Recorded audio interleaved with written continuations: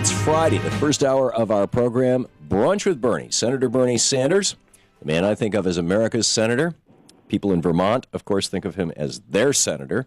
And having lived in Vermont for a decade, I well understand that sentiment. Is with us for our national town hall meeting, Brunch with Bernie. He will be taking your calls at 866-987-THOM in just a few moments. And Bernie, welcome. Good to be with you, Tom. Great to have you.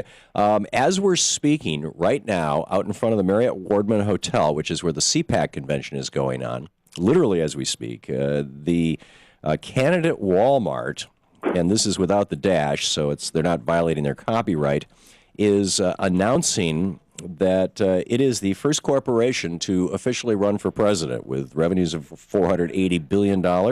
Last year, they figured that they've got enough money to be in the race and run as a corporation for president of the United States. What do you think? Well, I think they'll probably win.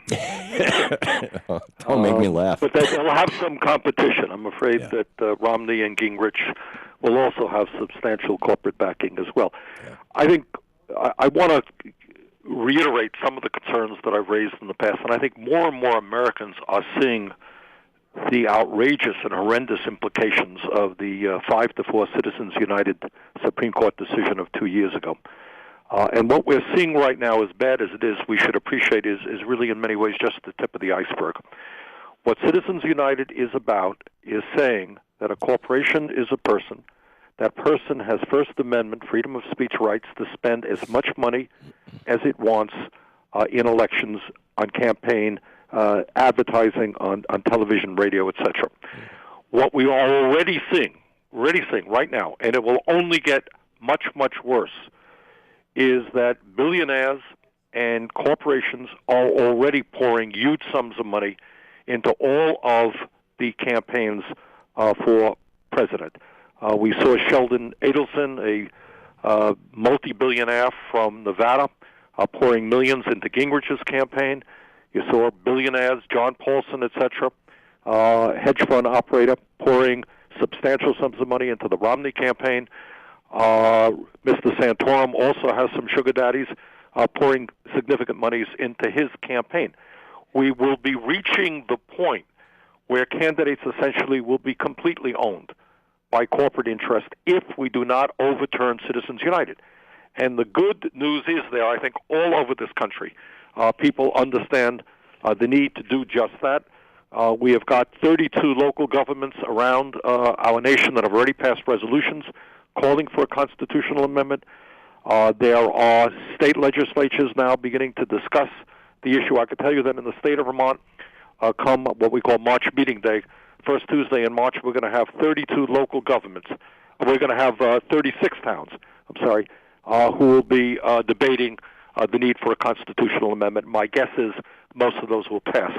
So we have 200,000 names on our website petition, and you're going to see legislation coming to the floor of the Senate, I suspect, in the not-too-distant future, attempting to deal with Citizens United, not a constitutional amendment, but legislation that can significantly diminish the horrendous impacts of Citizens United.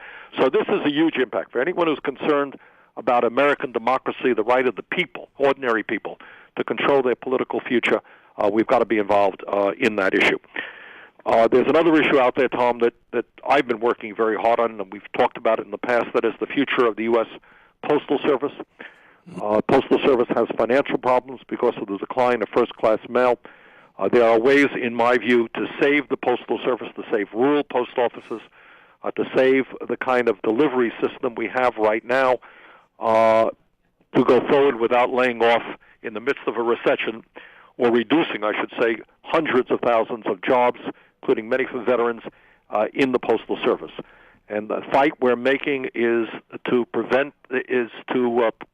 make sure that the Postal Service doesn't have to come up with $5.5 billion every single year in future retiree health benefits when their account is already, their fund is already very, very strong. So we're working with many, many members of the Senate on this issue. The goal is protect a couple of 100,000 jobs and move the Postal Service into a much more entrepreneurial, aggressive marketing effort in order to raise more revenue. Now, here's some good news in the midst of some not so good news, and that is my understanding is that the president, in his budget to be coming out on Monday, is not going to be calling for cuts in Social Security, Medicare, and Medicaid. And this is, as the chairman of the Defending Social Security Caucus, this is an issue we have been involved in for many, many years. And every day there's another fight on another front, from those people who want to cut COLAs for seniors, those people who want to privatize Social Security, those people who want to raise the eligibility age for Medicare, those people want to make slashing cuts in Medicaid. Right now, Social Security has a $2.5 trillion surplus, can pay out all benefits for the next 25 years, hasn't contributed one nickel to the deficit. We've got to fight to protect Social Security, and I think, at least in terms of the president's support now, we have won a victory in that area. There will be, starting on Monday in the Senate, a transportation bill coming forward, and it's interesting. I'm on the Transportation Committee. The chairperson of the committee is Barbara Boxer, who is the chairman of the Environmental and Public Works Committee, and this comes under Public Works. The ranking member, the Republican leader, is Jim Inhofe, who's a very, very, very conservative guy, has horrendous positions on global warming. But actually on this issue coming from Oklahoma, which, as I understand it, has serious infrastructure problems, he and Barbara Boxer have been working together. We have all worked hard on this. There's not enough money going into the program, but clearly, if we want to improve our crumbling infrastructure, roads, bridges, etc., we need to pass a strong transportation bill, which will also create a substantial number of jobs. So people should be aware that a major transportation bill will be debated in the Senate, and I hope we can get it passed. So the last point that I wanted to make is chairman of the subcommittee on primary health care and aging. We're going to be doing a hearing on the dental care crisis in this country. Affordable dental care is not an issue that is talked about enough. In Vermont, we are making some progress because we have established a number of community health centers which provide dental care, but we have a long way to go. Many, many parts of this country, many parts, if you are a low-income, moderate-income person and you are having problem with your teeth, you are finding it very, very hard to locate a dentist who will treat you at an affordable cost. So when we talk about health care reform, we can't forget about dental care, can't forget about the fact that probably the single most significant reason why kids are absent from school, miss school, is because of dental care. Fact that many people develop health problems because of infections relating to their teeth. So this is an issue we want to be banging away at, understand the depth of the problem, which is pretty serious, what some of the solutions are. At the very least, we need more dentists, we need more dental therapists, we need to make sure that our schools have dental chairs, we get the kids before they suffer very serious problems. Earlier this week, some of us, we'll pick up when we return. Okay, great. We're talking with Senator Bernie Sanders. It's our Brunch with Bernie hour. We'll be taking your calls in just a few minutes. 866-987-THOM, our telephone number. And by the way, check out, we started out talking about Citizens United. Senator Sanders is sponsoring a constitutional amendment to roll back Citizens United. You can sign up for it over at sanders.senate.gov. This is the Thom Hartmann Program. And let your own senator know that if you don't live in Vermont, that they should be supporting it as well. We'll be back with more of your calls for Bernie right after this.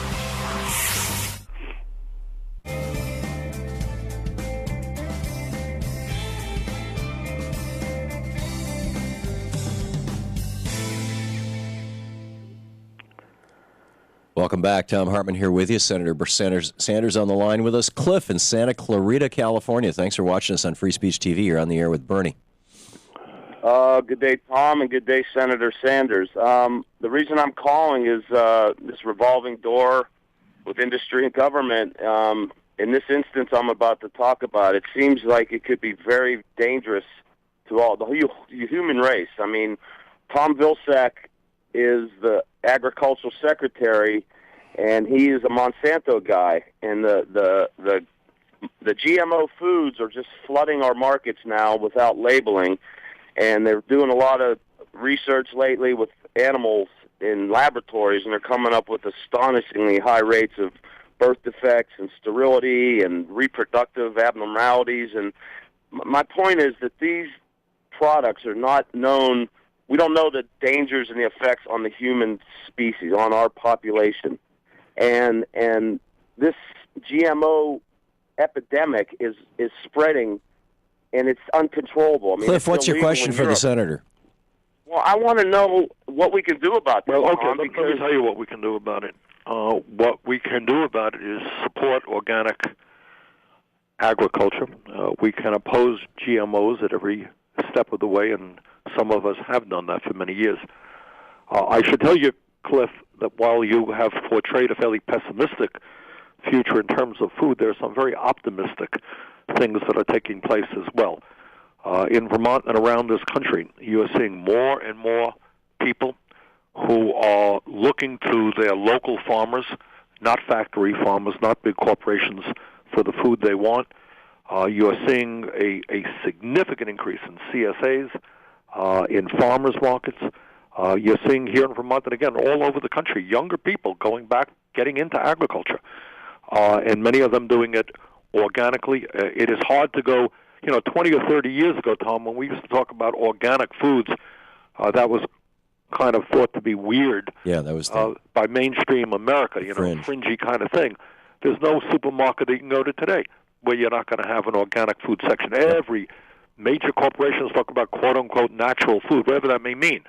But I think there is, Cliff, a growing consciousness about the need for our kids and all of us to have safe food that is produced in as safe a way as possible, that we want it grown locally, that when possible we want it grown organically.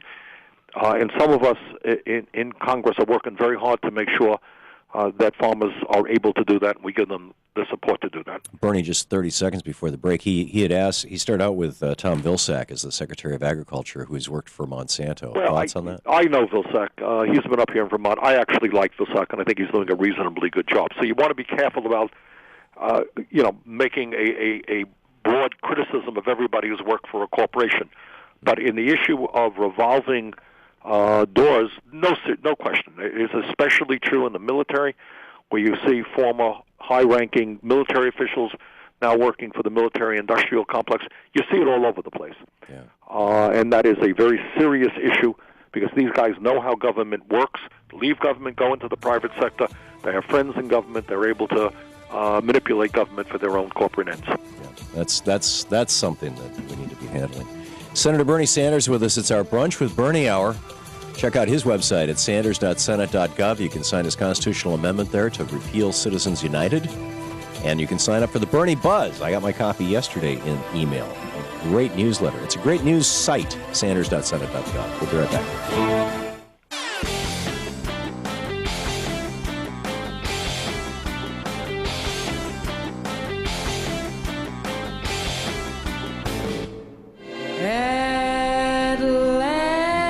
The Thom Hartmann Program is brought to you in part by Solar World. SolarWorld.com for information on solar electricity.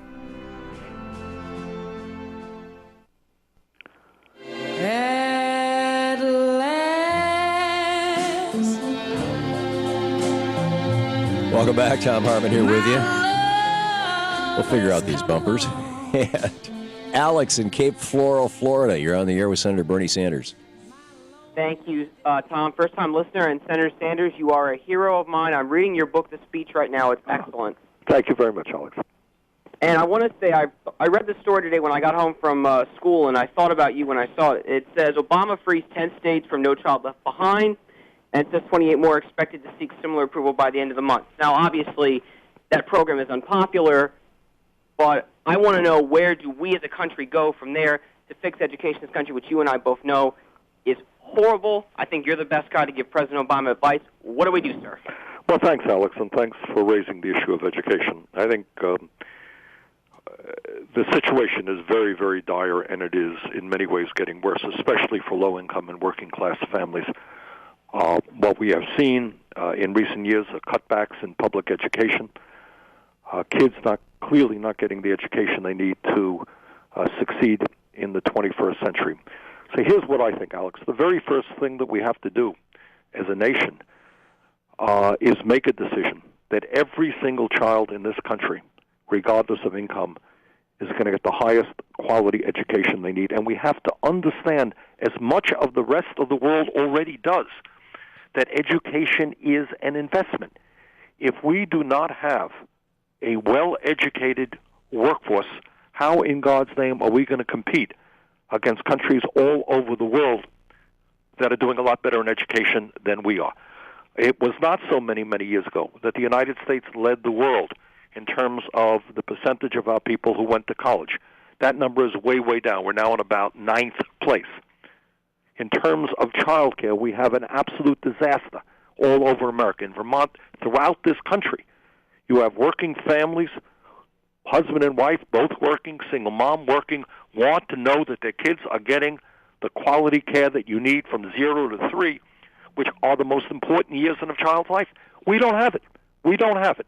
We're still back in the 1950s, and we think that mommy is home with the baby. Well, mommy is not home. She's out working, trying to make a living, trying to, support the family. So from 0 to college, you look at college. We had a town meetings, Alex, a couple of months ago in Vermont at some of our colleges.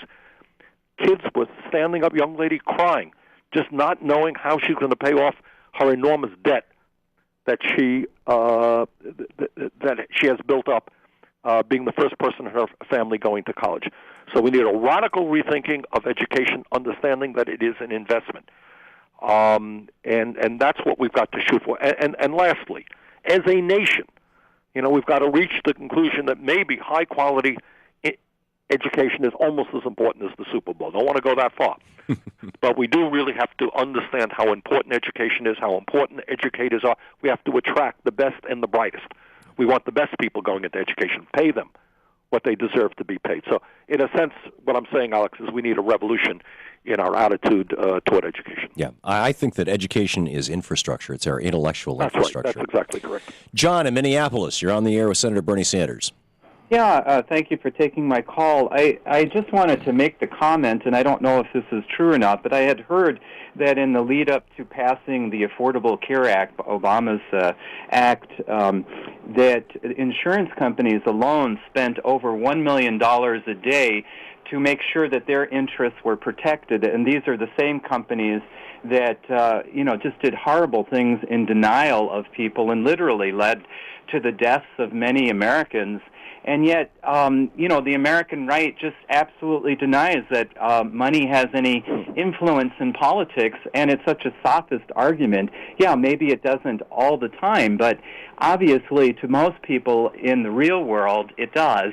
And I just was wondering if that was true, if they indeed spent that much money. John, the lobbyists. I don't have the numbers in front of me, but I would guess that's a very conservative estimate. $1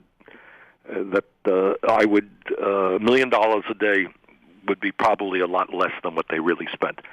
And it's not just the insurance companies, it's the drug companies, it's the medical equipment suppliers. During the healthcare debate, there is no question that the entire healthcare industry spent a fortune trying to make that bill as favorable to them as was possible. And here's the sad reality when we look at healthcare. And the tie-in, I think the point that John is making is to see the connection between lobbying and campaign finance and campaign funding and the results that we see as Americans. We're the only country in the industrialized world that doesn't guarantee health care to all of its people, yet we spend almost twice as much per person on health care as any other country. We pay the highest prices in the world for prescription drugs. Now, these things don't happen by accident.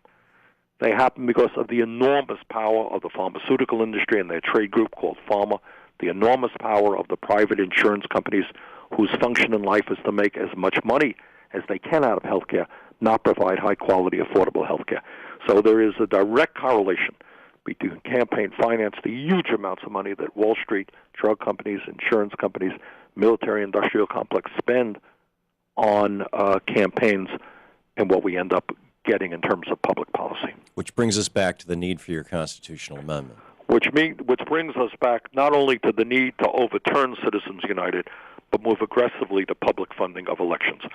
People say, the right wing says, oh my goodness, this is welfare for politicians, welfare for candidates, that they will receive public funding. Well, you're seeing the opposite of right now. You're seeing candidates for president, and you'll see it all over the political level, from Senate, House on down, who will be totally beholden to millionaires, billionaires, and corporations for their political life. And I think it is a lot better for taxpayers to pay a few bucks more, not a whole lot, in order to make sure that everybody has a shot to run for office without being dependent on big money. Amen. It's our Brunch with Bernie, our Senator Bernie Sanders, our national town hall meeting. Senator Sanders taking your calls. More with Senator Bernie Sanders right after this. Check out his website, sanders.senate.gov. You can sign his petition for a the constitutional amendment, and you can get his Bernie Buzz newsletter. You're listening to the Thom Hartmann Program. Call 866-987-THOM. Back with more of your calls for Bernie. It's Brunch with Bernie, nationwide.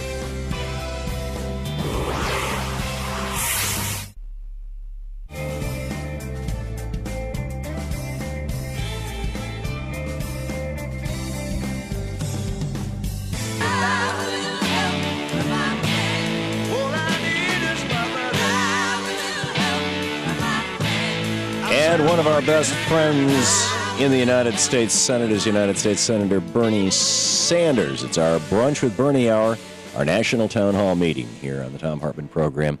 And you can check out his website at sanders.senate.gov.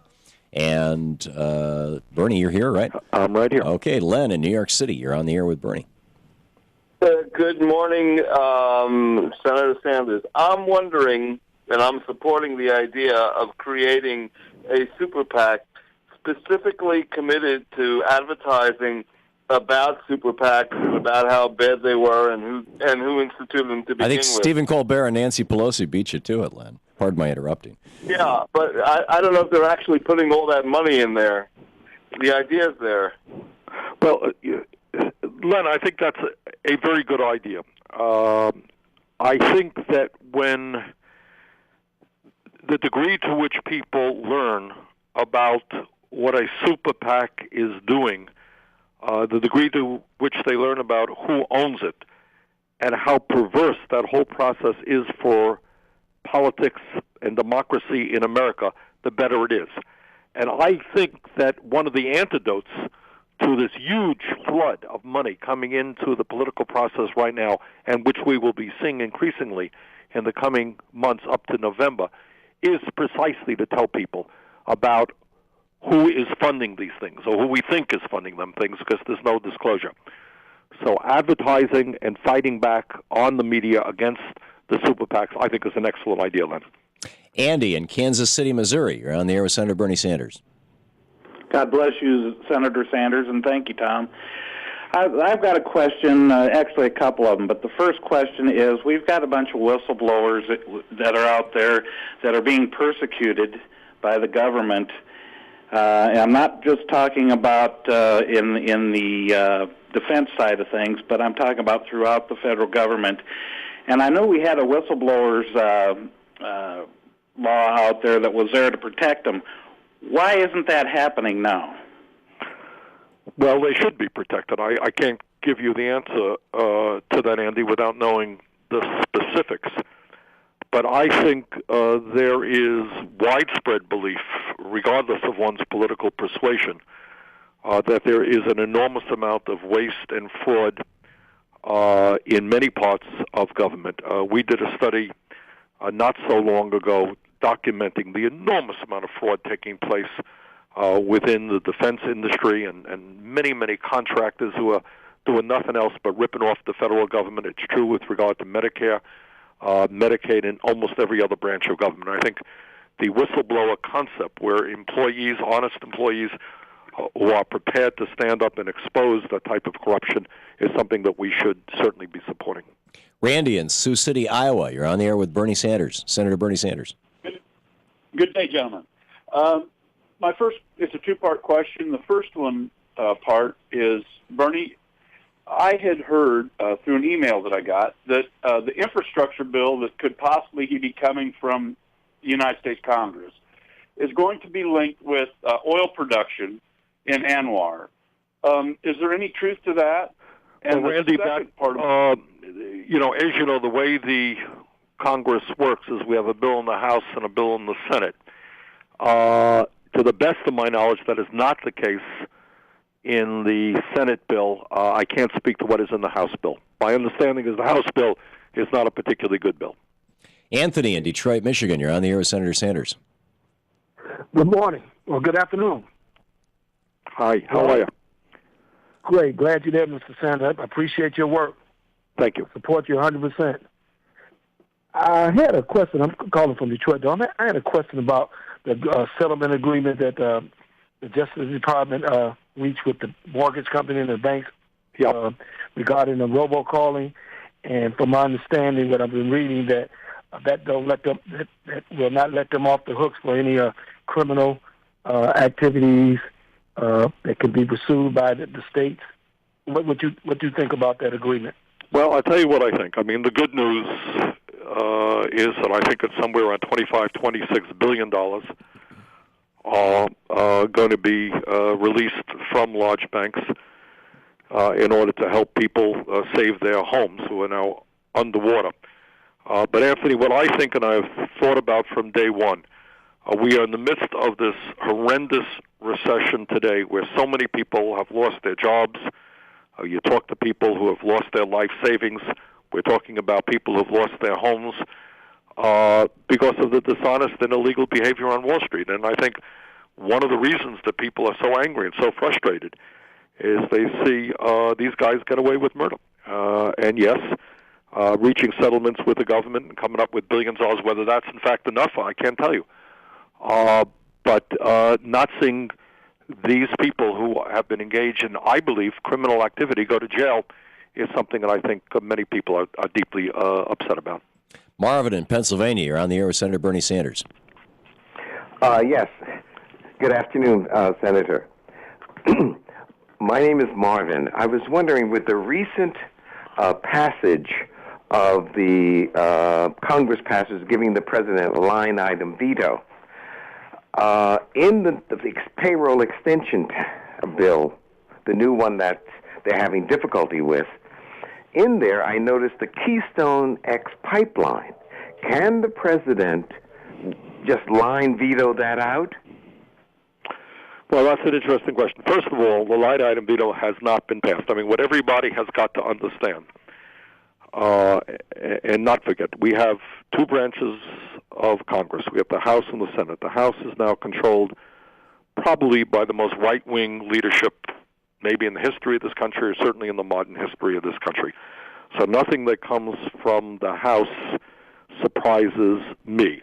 Often they don't get what they want. Sometimes too often they do, but because of opposition from some of us in the Senate. So we do not have. And I strongly oppose giving the president the line item veto. When you do that, you're making our presidency almost an imperial presidency. You're giving the president enormous power, not only to undo things that Congress does, but to threaten Congress. And he can say, well, listen, unless you give me this, I'm going to veto or line item veto that. You're making the president much, much more powerful than I think in our democratic form of society we should. In terms of the Keystone XL pipeline, clearly the House, in every which way, has been trying to get that thing included in legislation, get it passed.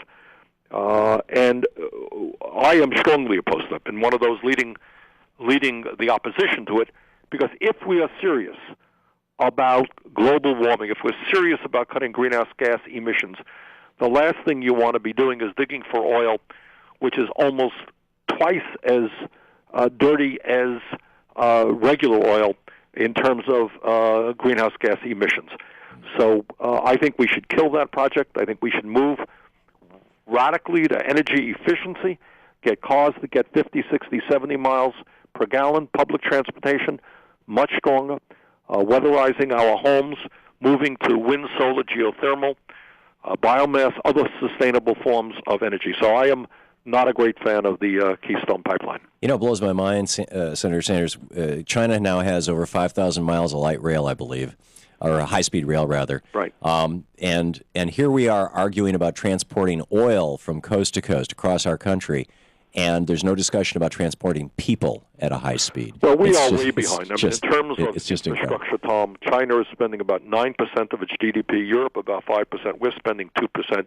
Yeah. Everybody in America knows it's a travesty. That it's a travesty. And as I mentioned earlier, we're hoping to pass a transportation bill, which goes nowhere near far enough, but at least we'll start creating some jobs as we rebuild our crumbling infrastructure. And apropos of that, Wendy in Marin County, California, has a question for you. You're on the air, Wendy. Wendy? Yes, I'm here. You're on the air with Senator Bernie Sanders. Thank you very much. And this is about the transportation bill. And the previous caller is correct. The House bill is awful. It does include drilling not only in Anwar but off the California coast, and it eliminates funding for public transit.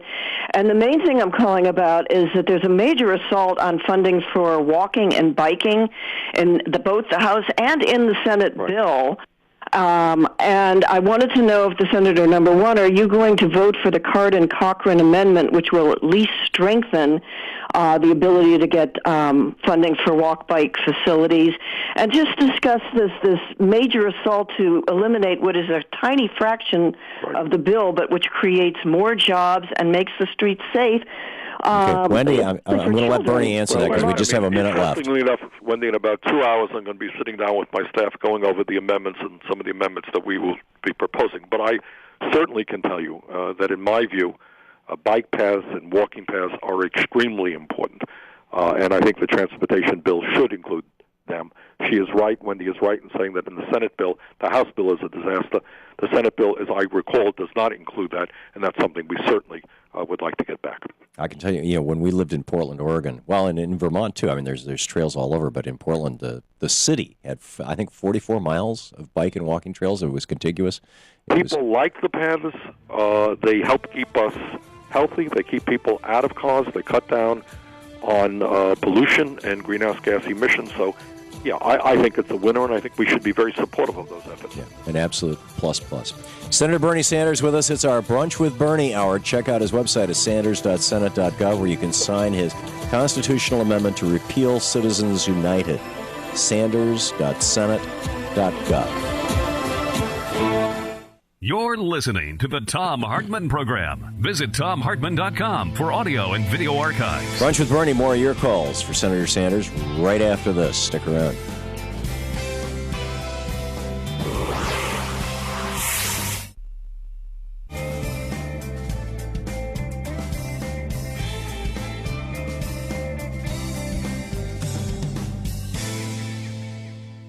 And welcome back. Thom Hartmann here with you, and Senator Sanders on the line. Sarah in Seattle, you're on the air with Senator Bernie Sanders. Thanks for watching us on Free Speech TV, by the way, Sarah. Hi. I just was wondering what is going on with unemployment insurance for people who have their benefits have been ended.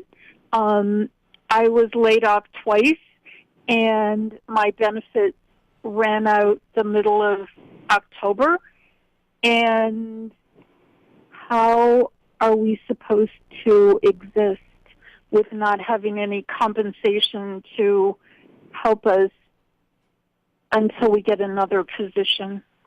Okay, thank you for the call, Sarah. And you're certainly not alone in that position.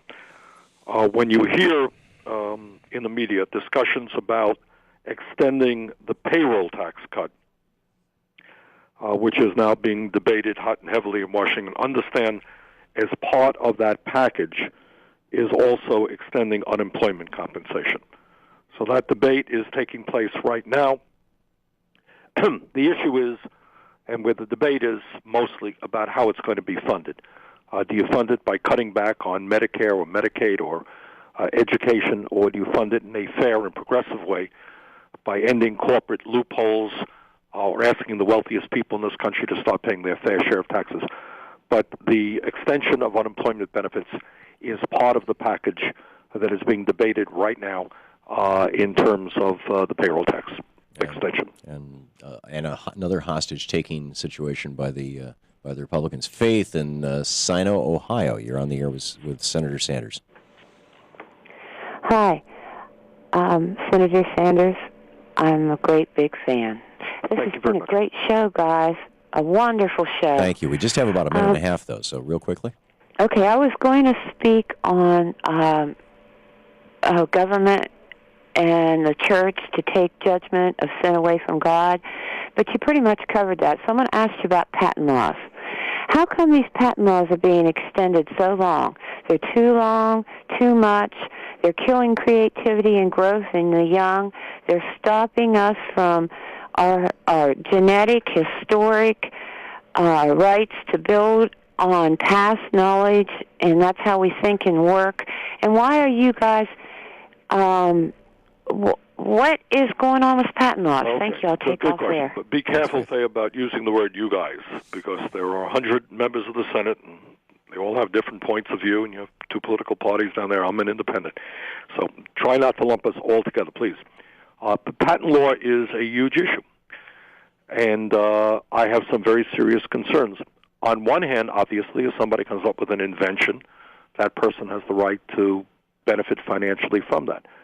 On the other hand, you want to make sure that society, in general, can afford to take advantage of that invention. One of the areas that I am very, very concerned about in terms of patent law are prescription drugs. And sometimes these companies, the drug companies, are able to maintain their patents by changing the color of their drugs, making modest modifications, and keeping it off the generic market where the price for that product can be substantially lower. But it's not just prescription drugs. It is a huge area. There's got to be a sensitive balance, but sometimes I think we bend very strongly in favor of corporate profits rather than the needs of ordinary people. Senator Bernie Sanders with us. Our Brunch with Bernie Hour. The national conversation continues in just a second.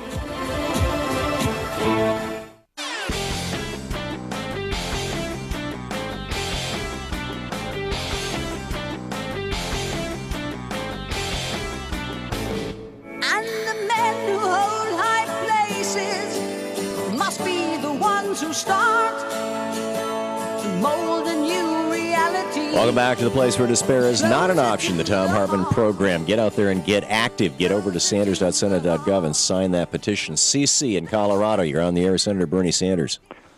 Good morning, gentlemen. Senator Sanders, since there's a group of people in our government that signed a loyalty oath to a lobbyist, why can't you introduce a bill of conscience and ethics to the American people, to have them have fiscal responsibility as well as other responsibilities to the American people, not to the 1%. And I'll hang up now. Thank you. Well, thank you, Cece. Well, actually, we do that. We swear an oath of allegiance when you take office in the House and the Senate to protect and defend the Constitution of the United States of America, which is, I think, what you're talking about.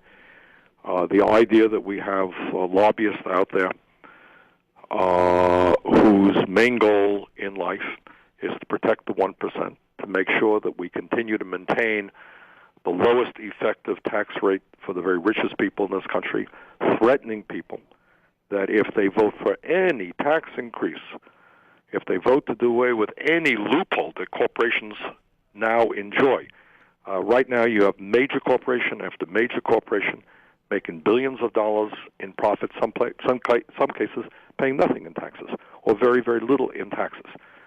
And that you have these right-wing lobbyists who threaten members of Congress who have signed oaths of allegiance to them that they will not raise taxes. They would much prefer to cut Social Security, Medicare, and Medicaid. But this is a political struggle. It's a political struggle, and our job is to expose those people who would rather side with a 1% and millionaires and billionaires than with working families. And I think in some ways we are beginning to make some progress in that area. Robert in Northeast Maryland, you're on the air with Senator Bernie Sanders. Yeah, hi, Bernie. I think I have a way of fixing this voter ID bill. I think we need to pull the bill and on the back of them put return the paper ballots, put them back in, and have every Democrat vote yay on them. and then watch the Republicans run from them. And I have another question. I would like to know this. How much does Fox and News and Rupert Murdoch, how much media does he have a hand in and own in the United States? Good. And the only reason they're getting away with what they're getting away with is because they knew 90% of the Americans don't know what in the hell they're doing. Well, Robert raises a very interesting point. I don't know that I have a full answer for him, but I think it's fair to say that Rupert Murdoch is one of the most powerful people in the world. He owns television networks, stations.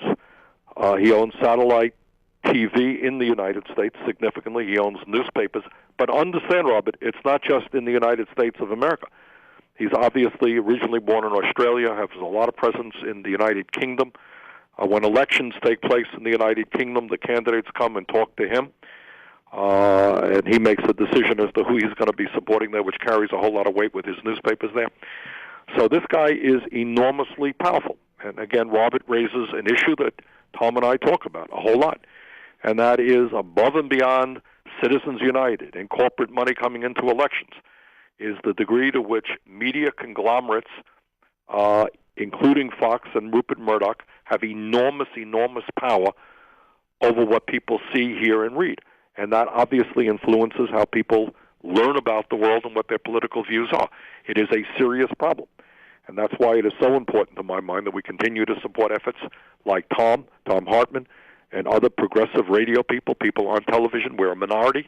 We're getting outgunned about 10-1 on radio, but it's terribly important that we grow that number and support those excellent radio talk show people like Tom, who do, in my view, an extraordinary job in presenting to the American people a very alternative perspective from what they see on Fox or other networks. Thank you, sir. Randy in Seattle, you're on the air with Senator Sanders. Hello, gentlemen. Senator, can you look into the fact that multiple Army service members at Madigan Hospital are having their diagnosis of PTSD changed to adjustment disorder, which results in likely denial of veterans' benefits? Randy, where is that located? Madigan is in Seattle, or, Puget Sound country. Okay, And let me suggest this to you. You have two good senators there, Patty Murray and Maria Cantwell. And I would suggest starting off with them. This is a problem, though, I should tell you, Randy, that we're seeing around the country. A lot of men and women are coming home from Iraq and Afghanistan with PTSD, and some of us are serious about making sure they get the quality treatment that they need. Unfortunately, there may be instances where, in a particular hospital, there is a denial of that reality. So, Randy, my first suggestion would be to contact your senators in Washington. Okay. Eric in Interlochen, Michigan. Hey, Eric, you're on the air with Senator Sanders. Hello, Senator Bernie Sanders. I'm a real big fan, and I think you're one of the only senators that actually represents their constituents. I just had a question on how come we don't have a comprehensive energy policy. I've heard that they've shut down gas refining on the East Coast, which is going to lead to the rise in gasoline prices this summer, approaching $5 a barrel or a gallon, while a barrel of oil is dropping. This is inconsistent. This doesn't even make any market sense. I'll hang up, and I'll look forward to your answer. And hang in there. You're fighting for us. Eric, thanks very much. A discussion about energy could go on for a very long time. To answer the first part of your question, why don't we have a comprehensive energy policy? I think the answer is pretty simple. The power of the oil companies, ExxonMobil and the rest, who have made something like $1 trillion in profit in the last 10 years, is enormous. Power of the coal companies is enormous. And these guys have incredible influence, certainly on the Republican Party and on some Democrats as well. The need to transform our energy system for economic reasons as well as environmental reasons, away from foreign oil, away from fossil fuels, is I think, apparent to almost everybody. But these guys are very powerful, and they're opposing us every step of the way. Thanks, Bernie.